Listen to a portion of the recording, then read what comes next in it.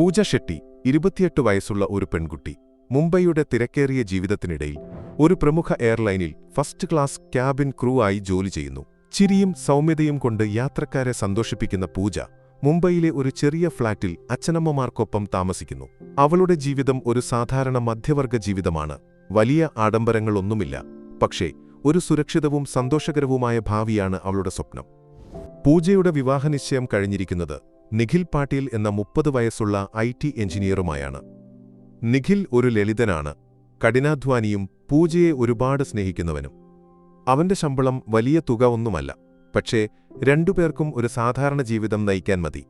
അവരുടെ വിവാഹം ഡിസംബറിൽ നടക്കാനാണ് പ്ലാൻ. പൂജയുടെ അച്ഛനും അമ്മയ്ക്കും ഈ ബന്ധം ഒരുപാടിഷ്ടമാണ്, കാരണം നിഖിൽ ഒരു നല്ല മനുഷ്യനാണ്, അല്ലേ? പക്ഷേ ഇവിടെയാണ് കഥ ഒരു വഴിത്തിരിവിലേക്ക് പോകുന്നത്. ഒരു ദിവസം പൂജ ജോലി ചെയ്യുന്ന ഫ്ലൈറ്റിൽ വിക്രം മെഹ്റ എന്ന 58 വയസ്സുള്ള കോടീശ്വരനെ കാണുന്നു. വിക്രം മെഹ്റ മുംബൈയിലെ ഒരു വലിയ ബിസിനസ് സാമ്രാജ്യത്തിന്റെ തലവൻ. റിയൽ എസ്റ്റേറ്റ്, ഹോട്ടലുകൾ, ഇൻവെസ്റ്റ്മെന്റുകൾ എന്തൊക്കെയോ കൈകാര്യം ചെയ്യുന്ന ആള്. അവന്റെ ഡിസൈനർ സ്യൂട്ടും കോടികൾ വിലയുള്ള വാച്ചും എല്ലാം കണ്ടാൽ ആർക്കും കണ്ണു തള്ളും. പക്ഷേ ഈ ആഡംബരത്തിനിടയിൽ വിക്രം ഒരു ഒറ്റപ്പെട്ട മനുഷ്യനാണ്. 3 ഭാര്യമാർ, കുറേ കുട്ടികൾ, പക്ഷേ ആരും അവനെ ശരിക്കും സ്നേഹിക്കുന്നില്ല. എല്ലാവർക്കും വേണ്ടത് അവന്റെ പണവും പവറും മാത്രം. മുംബൈയിൽ നിന്ന് ലണ്ടനിലേക്കുള്ള ഒരു ഫ്ലൈറ്റിനിടയിൽ പൂജ വിക്രമിനെ ആദ്യമായി ശ്രദ്ധിക്കുന്നു. ഫസ്റ്റ് ക്ലാസ്സിൽ ഒറ്റയ്ക്കിരിക്കുന്ന അവൻ മറ്റുള്ളവരെപ്പോലെ അഹങ്കാരം കാണിക്കുന്നില്ല. പൂജ അവനോട് സംസാരിക്കുമ്പോൾ അവന്റെ സംസാരത്തിലെ ഒരു ഊഷ്മളത അവളെ ആകർഷിക്കുന്നു. വിക്രം പൂജയോട് തന്റെ യാത്രകളെക്കുറിച്ചും മുംബൈയിലെ പഴയ ഓർമ്മകളെക്കുറിച്ചും പറയുന്നു. പൂജയും തന്റെ കുടുംബത്തെക്കുറിച്ചും ജോലിയെക്കുറിച്ചും ചെറുതായി പങ്കുവയ്ക്കുന്നു. ആ സംസാരം രണ്ടുപേർക്കും ഒരു പുതിയ അനുഭവമാണ്, അല്ലേ? ഫ്ലൈറ്റ് ലണ്ടനിൽ ലാൻഡ് ചെയ്യുമ്പോൾ വിക്രം പൂജയോട് ഒരു ഡിന്നറിന് ക്ഷണിക്കുന്നു. ഒരു കോഫിയോ ഡിന്നറോ കഴിച്ചാലോ? നിന്റെ കമ്പനി എനിക്കിഷ്ടപ്പെട്ടു, അവൻ പറയുന്നു. പൂജ ആദ്യം ഒന്നു മടിക്കുന്നു. അവളുടെ വിരലിൽ നിഖിൽ നൽകിയ വിവാഹനിശ്ചയ മോതിരം മറച്ചുവെച്ചിട്ടുണ്ട്. പക്ഷേ വിക്രമിന്റെ ആ ആഡംബര ലോകം, അവന്റെ മാന്യമായ പെരുമാറ്റം, ഇതെല്ലാം അവളെ ഒരു നിമിഷം ആകർഷിക്കുന്നു. ഒരു ഡിന്നർ മാത്രം, എന്തു കുഴപ്പം എന്ന് സ്വയം പറഞ്ഞ് അവൾ സമ്മതിക്കുന്നു. ഇവിടെ നിന്നാണ് എല്ലാം മാറിത്തുടങ്ങുന്നത്. ലണ്ടനിലെ ഒരു ആഡംബര റെസ്റ്റോറന്റിൽ അവർ ഡിന്നർ കഴിക്കുന്നു. ടേബിളിൽ കിടക്കുന്ന വൈൻ ബോട്ടിൽ പോലും പൂജയുടെ ഒരു മാസത്തെ ശമ്പളത്തേക്കാൾ വിലയുള്ളതാണ്. വിക്രം അവളോട് തന്റെ ഒറ്റപ്പെട്ട ജീവിതത്തെക്കുറിച്ച് തുറന്നു പറയുന്നു. എനിക്കെല്ലാമുണ്ട്, പക്ഷേ ആരും എന്നെ ശരിക്കും സ്നേഹിക്കുന്നില്ല, അവൻ പറയുമ്പോൾ പൂജയ്ക്ക് അവനോടൊരു സഹതാപം തോന്നുന്നു. ഡിന്നർ കഴിഞ്ഞ് വിക്രം അവൾക്ക് ഒരു ഡയമണ്ട് ബ്രേസ്ലെറ്റ് ഗിഫ്റ്റ് ചെയ്യുന്നു. നിന്റെ ഈ കമ്പനിക്ക് ഒരു ചെറിയ നന്ദി എന്നു പറഞ്ഞ്. പൂജ ആദ്യം വേണ്ടെന്ന് പറയുന്നു, പക്ഷേ അവന്റെ നിർബന്ധം കാരണം അവൾ അത് സ്വീകരിക്കുന്നു. ആ ബ്രേസ്ലെറ്റ് കയ്യിൽ വെച്ചപ്പോൾ പൂജയ്ക്ക് ഒരു പുതിയ ആത്മവിശ്വാസം തോന്നി, ആഡംബരത്തിന്റെ ഒരു തിളക്കം. അവിടെ നിന്ന് കാര്യങ്ങൾ വേഗത്തിൽ മാറുന്നു. വിക്രം പൂജ പോകുന്ന ഫ്ലൈറ്റുകളിൽ എപ്പോഴും പ്രത്യക്ഷപ്പെടാൻ തുടങ്ങുന്നു. പാരീസ്, സിംഗപ്പൂർ, ഫ്രാങ്ക്ഫർട്ട്, എല്ലായിടത്തും അവൻ ആകസ്മികമായി ഉണ്ടാകും. കോഫിക്കോ ഡിന്നറിനോ എന്നു പറഞ്ഞ് അവൻ പൂജയെ കാണാൻ വരും.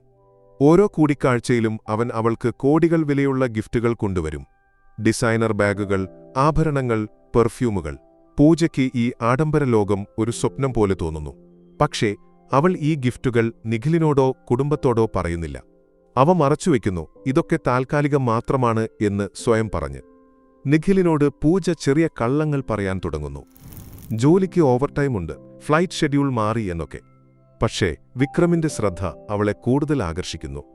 അവൻ അവളെ മുംബൈയിലെ ഒരു ആഡംബര ഹോട്ടലിലെ പ്രസിഡൻഷ്യൽ സ്യൂട്ടിലേക്ക് ക്ഷണിക്കുന്നു. ആ റൂം കണ്ടാൽ ആർക്കും ഞെട്ടും. മുംബൈയുടെ സ്കൈലൈൻ കാണാവുന്ന ബാൽക്കണി, റോസാപ്പൂക്കൾ നിറഞ്ഞ അലങ്കാരം, എല്ലാം ഒരു സിനിമ പോലെ.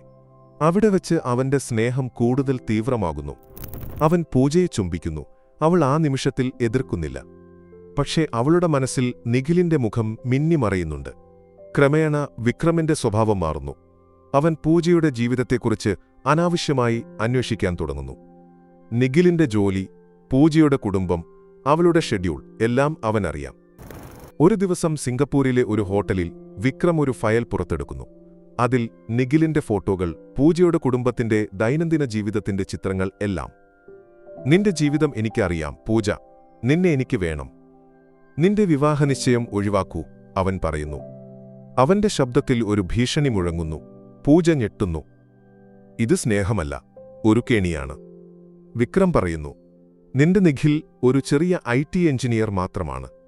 അവന്റെ ജോലി, ജീവിതം എല്ലാം എന്റെ ഒരു വിരൽ ചലനത്തിൽ തീർന്നുപോകും. പൂജയ്ക്ക് ഭയം തോന്നുന്നു. അവൾ വിക്രമിൽ നിന്ന് അകലാൻ ശ്രമിക്കുന്നു. ഫോൺ കോളുകൾ ഒഴിവാക്കുന്നു. മെസ്സേജുകൾക്ക് മറുപടി കൊടുക്കാതിരിക്കുന്നു. പക്ഷേ വിക്രം വിടുന്നില്ല. ഒരു ദിവസം അവളുടെ അപ്പാർട്ട്മെന്റിന് മുന്നിൽ അവന്റെ കറുത്ത മെഴ്സിഡസ് കാർ കാണുന്നു. അവൻ അവിടെ ഇരിക്കുന്നു, വാച്ച് നോക്കി, ഒരു വേട്ടക്കാരനെപ്പോലെ. പൂജ പേടിച്ച് വീട്ടിൽ നിന്ന് പുറത്തിറങ്ങാതെ മുറിയിലൊളിക്കുന്നു. അവളുടെ ജോലിയും ബുദ്ധിമുട്ടാകുന്നു. വിക്രം പോകുന്ന ഫ്ലൈറ്റുകളിൽ പൂജയെ ഷെഡ്യൂൾ ചെയ്യാൻ മാനേജ്മെന്റിനെ സ്വാധീനിക്കുന്നു.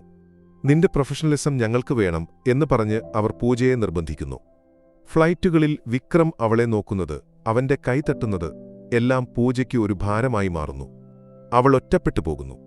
കുടുംബത്തോടോ നിഖിലിനോടോ ഇതിനെക്കുറിച്ച് പറയാൻ അവൾക്ക് ധൈര്യമില്ല.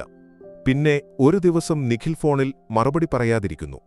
3 ദിവസം കഴിഞ്ഞിട്ടും അവനെ കിട്ടുന്നില്ല. പൂജ അവന്റെ അപ്പാർട്ട്മെന്റിൽ പോകുന്നു. പക്ഷേ അവിടെ ആരും അവനെ കണ്ടിട്ടില്ല. അവന്റെ ഫോൺ ഓഫാണ്. സോഷ്യൽ മീഡിയയിൽ ഒരു അപ്ഡേറ്റുമില്ല. പൂജയുടെ മനസ്സിൽ വിക്രമിന്റെ ഭീഷണി മുഴങ്ങുന്നു. അവൾക്ക് ഭയവും ദുഃഖവും ഒരുപോലെ തോന്നുന്നു.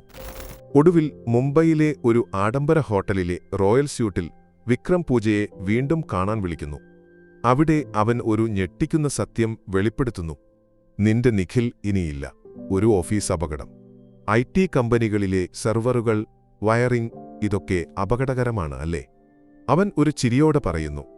പൂജ ഞെട്ടുന്നു. അവന്റെ ആളുകൾ നിഖിലിനെ കൊന്നതാണ്. വിക്രം തുടരുന്നു. ഇനി നിനക്ക് എന്നെ എതിർക്കാൻ ഒരു കാരണവുമില്ല. നമുക്ക് ഒരുമിച്ച് ജീവിക്കാം. പൂജയുടെ കൈയിലെ ഷാംപെയിൻ ഗ്ലാസ് താഴെ വീഴുന്നു. അത് പൊട്ടിത്തെറിക്കുന്ന ശബ്ദത്തോടെ അവളുടെ ഉള്ളിലെ ദുഃഖം ദേഷ്യമായി മാറുന്നു. വിക്രം അവളെ ഒരു വസ്തുവായാണ് കാണുന്നത്, ഒരു കളിപ്പാട്ടം. അവൻ നിഖിലിനെ കൊന്നത് ഒരു ബിസിനസ് ഡീൽ പോലെ പറയുന്നു. പൂജ മനസ്സിൽ തീരുമാനിക്കുന്നു, ഇനി മതി. വിക്രം അവളെ ഒരു വിവാഹത്തിനായി മറ്റൊരു ദിവസം റോയൽ സ്യൂട്ടിലേക്ക് വിളിക്കുന്നു. ഹോട്ടൽ റൂം പൂക്കളാൽ അലങ്കരിച്ചിരിക്കുന്നു. മേശയിൽ വിവാഹ കരാറുകൾ. ഒരു പുരോഹിതൻ അടുത്ത മുറിയിൽ. വിക്രം ഒരു പരമ്പരാഗത വേഷത്തിൽ ഒരു വിചിത്രമായ ഭാവത്തോടെ നിൽക്കുന്നു. നിന്നെ ഞാൻ എന്റേതാക്കും. ഇത് നമ്മുടെ ഡെസ്റ്റിനിയാണ്, അവൻ പറയുന്നു. പക്ഷേ പൂജയ്ക്ക് ഇനി ഒന്നും കേൾക്കേണ്ട. അവൻ സംസാരിക്കുന്നതിനിടയിൽ പൂജ ശാന്തമായി ബാൽക്കണിയിലേക്ക് നടക്കുന്നു. വിക്രം അവളെ പിന്തുടരുന്നു. അവളുടെ കൈ പിടിക്കാൻ ശ്രമിക്കുന്നു. നിനക്കെന്നെ വിട്ടുപോകാൻ പറ്റില്ല, അവൻ ദേഷ്യത്തോടെ പറയുന്നു. പക്ഷേ പൂജ തയ്യാറാണ്. ഒരു നിമിഷത്തിന്റെ ധൈര്യത്തിൽ അവൾ വിക്രമിനെ ബലമായി തള്ളുന്നു. അവന്റെ ആഡംബര വസ്ത്രങ്ങൾ കാലിൽ കുരുങ്ങി. അവൻ ബാൽക്കണിയിൽ നിന്ന് താഴേക്ക് വീഴുന്നു. നഗരത്തിന്റെ ശബ്ദങ്ങൾക്കിടയിൽ എല്ലാം നിശ്ചലമാകുന്നു. പൂജ ഒരു നിമിഷം നിൽക്കുന്നു, ശ്വാസം വിടുന്നു. പിന്നെ ശാന്തമായി തന്റെ ഡ്രസ്സ് ഒതുക്കി എലിവേറ്ററിലേക്ക് നടക്കുന്നു. അവൾ പോകുമ്പോൾ റൂമിൽ പൂക്കളും പൊട്ടിയ ഗ്ലാസും ഒരു ഭ്രാന്തന്റെ സ്വപ്നവും ബാക്കിയാകുന്നു. പോലീസ് എത്തുമ്പോൾ വിക്രമിന്റെ മരണം ഒരു അപകടമായി രേഖപ്പെടുത്തുന്നു. പൂജ പറയുന്നു, ഞങ്ങളൊരു ബിസിനസ് മീറ്റിംഗ് നടത്തുകയായിരുന്നു. അവർ ഒരുപാട് വൈൻ കഴിച്ചിരുന്നു. ബാൽക്കണിയിൽ തട്ടിവീണു. അവളുടെ ശാന്തത കണ്ട് ഡിറ്റക്റ്റീവിന് സംശയം തോന്നുന്നു. പക്ഷേ തെളിവുകളൊന്നുമില്ല. വിക്രമിന്റെ കുടുംബം കേസ് മൂടിവെക്കാൻ ശ്രമിക്കുന്നു. അവന്റെ ബിസിനസ് സാമ്രാജ്യം തകർച്ചയിലേക്ക് പോകുന്നു. പക്ഷേ ആഴ്ചകൾക്ക് ശേഷം ഒരു അജ്ഞാത ഇമെയിൽ മുംബൈയിലെ ഒരു വലിയ പത്രത്തിന് ലഭിക്കുന്നു. അതിൽ ഹോട്ടലിലെ സെക്യൂരിറ്റി ക്യാമറ ഫൂട്ടേജും വിക്രമിന്റെ സ്വന്തം വാക്കുകളിൽ നിഖിലിന്റെ കൊലപാതകത്തെക്കുറിച്ചുള്ള ഓഡിയോയുമുണ്ട്. പൂജയുടെ ഞെട്ടലും ദുഃഖവും അതിൽ വ്യക്തമാണ്. ഈ തെളിവുകൾ പുറത്തുവരുമ്പോൾ കേസ് വീണ്ടും തുറക്കപ്പെടുന്നു. പൂജയെ അറസ്റ്റ് ചെയ്യുന്നു. പക്ഷേ കോടതിയിൽ തെളിവുകൾ അവളെ രക്ഷിക്കുന്നു. വിക്രം ഒരു കൊലയാളിയായിരുന്നു. അവൾ നീതിക്കായി പ്രവർത്തിച്ചു. ജഡ്ജി അവളെ വെറുതെ വിടുന്നു. കോടതി മുറിയിൽ ആളുകൾ കൈയടിക്കുന്നു. പൂജ മുംബൈ വിട്ട് പുതിയൊരു ജീവിതം തേടിപ്പോകുന്നു. ചിലർ പറയുന്നു അവൾ ഒരു പുസ്തകമെഴുതി ആ പണം കൊണ്ട് യൂറോപ്പിൽ സെറ്റിലായി. മറ്റു ചിലർ പറയുന്നു അവൾ മുംബൈയിൽ തന്നെ ഒരു പുതിയ പേര് സ്വീകരിച്ച് ജീവിക്കുന്നു. ആ ഹോട്ടലിലെ റോയൽ സ്യൂട്ട് ഇപ്പോൾ അടച്ചിട്ടിരിക്കുന്നു. മുംബൈയിൽ ആ കഥ ഒരു മുന്നറിയിപ്പായി മാറി. പണം കൊണ്ട് എല്ലാം വാങ്ങാമെന്ന് വിചാരിക്കുന്നവർക്ക് നീതി ഒരു ചെറിയ പെൺകുട്ടിയുടെ രൂപത്തിൽ വരാം, അല്ലേ?